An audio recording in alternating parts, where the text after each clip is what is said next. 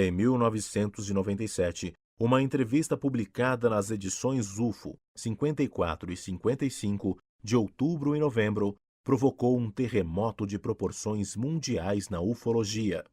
Concedida com exclusividade ao editor A. J. Gevaer e ao coeditor Marco Petit, membros da Comissão Brasileira de Ufólogos, a CBU, a matéria trazia as declarações explosivas de um coronel da Força Aérea Brasileira, a FAB, sobre a famosa Operação Prato, que passou então a ser vista como uma realidade incontestável.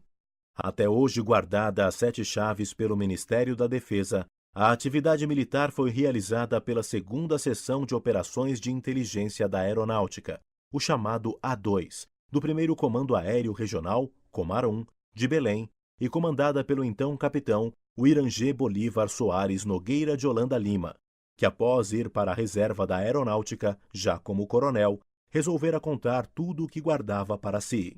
Holanda achava que um segredo tão importante para a humanidade não poderia morrer com ele.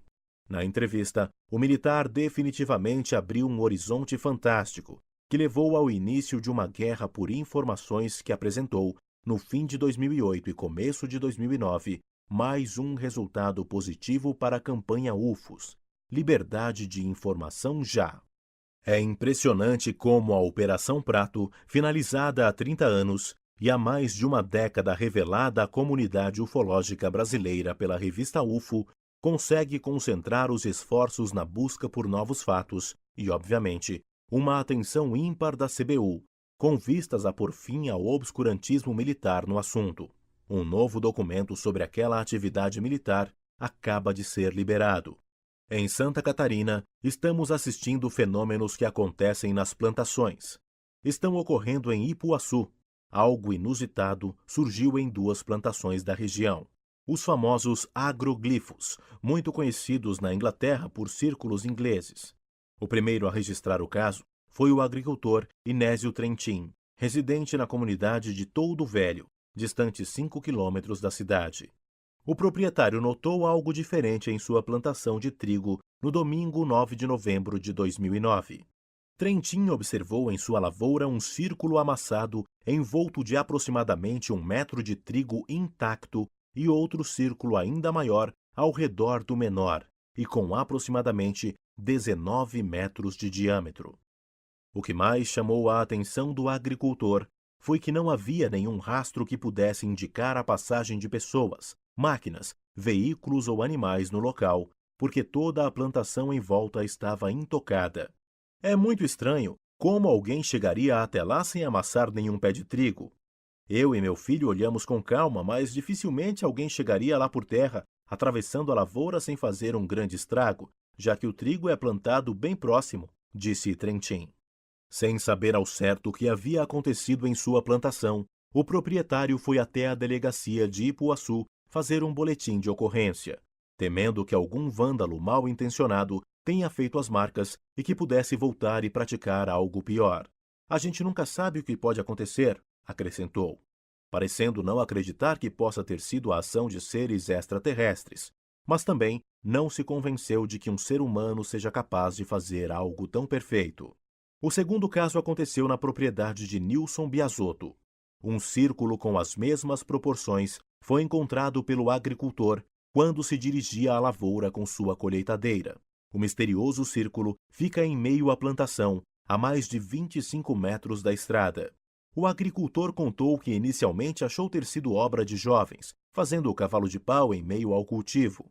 Mas um funcionário lhe chamou a atenção sobre a uniformidade do círculo. Para o policial militar Tiago Antunes, que atendeu as 2 ocorrências, o caso é muito estranho, porque realmente não há nenhum indício que possa comprovar a autoria dos casos, principalmente porque não existem marcas registrando a passagem de nada nem de ninguém no local. Não há nenhum pé de trigo pisado até chegar ao círculo, e a parte que está amassada está perfeita, tudo no mesmo sentido e em forma de caracol, relatou o policial. A localidade de Toldo Velho foi atração nos últimos dias. Entre os moradores, a sensação era a mesma. Nunca haviam visto algo semelhante e não tinham dúvidas de que os círculos não foram feitos por máquinas, tratores ou veículos. A hipótese de tornado está praticamente descartada, pois as plantas estão acomodadas e bem definidas, sem qualquer sinal de terem sido atingidas por ventos ou chuva de pedras. Os agroglifos, como também são conhecidos, estão marcados e delimitados por uma faixa de aproximadamente 1 metro, com plantas em pé, sem sinais de qualquer amassamento, e estas seguidas de outra faixa de plantas amassadas, agora com cerca de 2 metros de largura, com os caules derrubados de maneira uniforme e igualmente no sentido horário.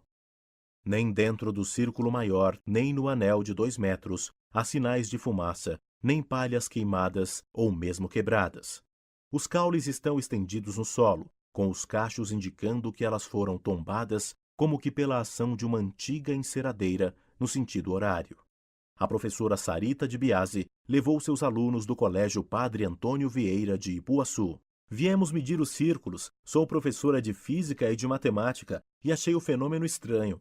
Medimos a área e o perímetro com a trena e, a partir do raio, fizemos o cálculo do perímetro e depois conferimos. Verificamos que a figura se aproxima de uma circunferência quase que perfeita.